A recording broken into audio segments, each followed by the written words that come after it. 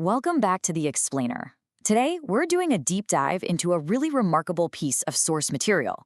We're unpacking a raw, deeply personal audio diary that was actually recorded right after a massive personal crash, literally the total collapse of a family and a relationship.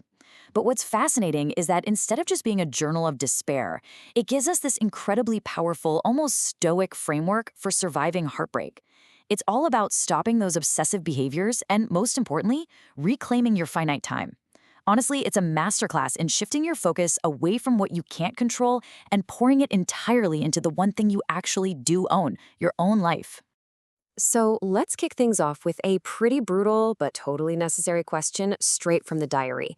The narrator asks, when you're dedicating your entire day to tracking an ex, obsessively checking up on them, following their movements, or frantically looking for a chance to read their private texts, who are you in that exact moment? Seriously, think about it for a sec. You're trying to control another human being, which is literally impossible. They have a completely different life, a completely different path. So while you're spending all your time checking and stressing, what's happening to your own identity? And this brings up such a stark contrast. The narrator points out that if a partner is cheating or just moving on, they are out there living their best life. They feel good. They're making their own choices. But then there's you.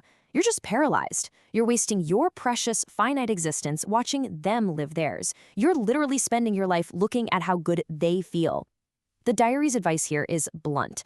Physically and mentally push that away. Shove it aside and start doing what's actually good for you. It's such an absurd trap we fall into, isn't it? We end up dedicating this massively disproportionate amount of our mental energy, sometimes like 90% of our daily thoughts, just to someone else's timeline. But the source is super clear. Never tie yourself down to something you just don't need. Why study another person? Why constantly judge them or think about them? It's completely unnecessary. You absolutely were not put on this planet to walk around with a bitter soul playing detective in somebody else's life. 86,400. That is how many seconds are in a day. And this number introduces the core motif of this whole framework, the countdown.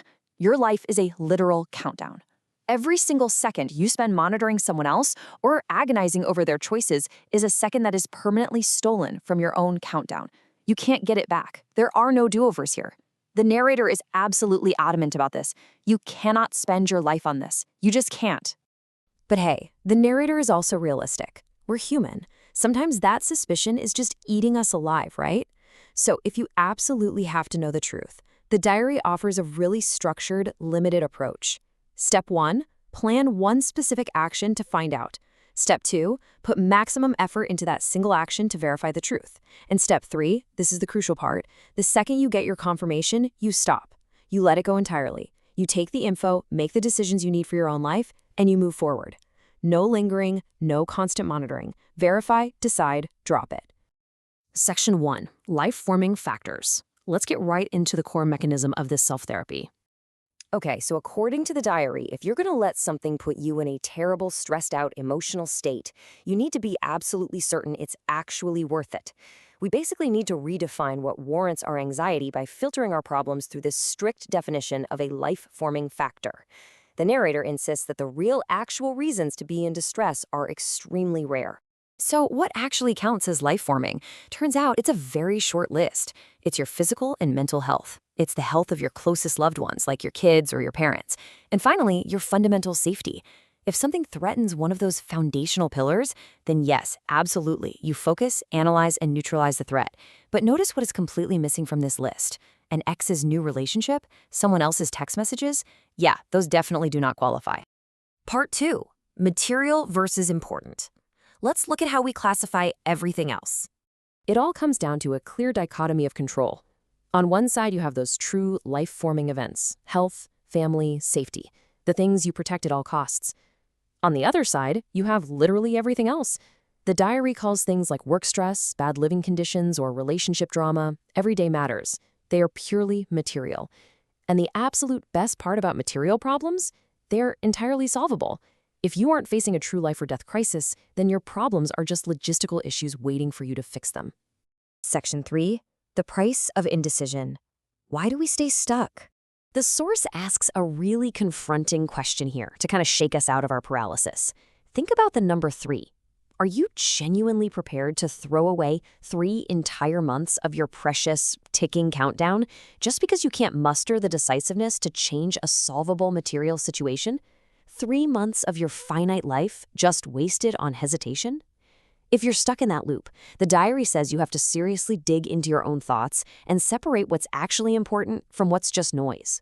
This is where the framework gets incredibly empowering. The narrator repeats this over and over. If you have your health and you have your safety, you have the power to change the material things. You just have to stop hesitating. The only thing standing between you and a better job or a better living situation is your own indecision. You have the health to act, so act. Don't just stand there while your countdown keeps running out. Part 4, returning to yourself. This is where we move into total emotional liberation. This whole raw emotional session, which started right after a massive breakup, remember, actually concludes on this profoundly beautiful, optimistic note. The narrator says, I am grateful for everything, for every second, for every breath. It's a complete shift. You go from the anxiety of trying to control someone else to this awe-inspiring gratitude for life itself. Once you truly realize your time is finite and you stop wasting it on people who just don't matter, you're left with this deep appreciation for the simple act of breathing. Which leaves us with the ultimate takeaway from this explainer. You've seen the framework. You know the difference between true life-forming factors and just everyday material noise. You know you can't control anyone else's path, only your own. And most importantly, you know that your countdown is ticking right now, in this very moment. So looking at the choices in front of you today, how are you going to spend your very next second?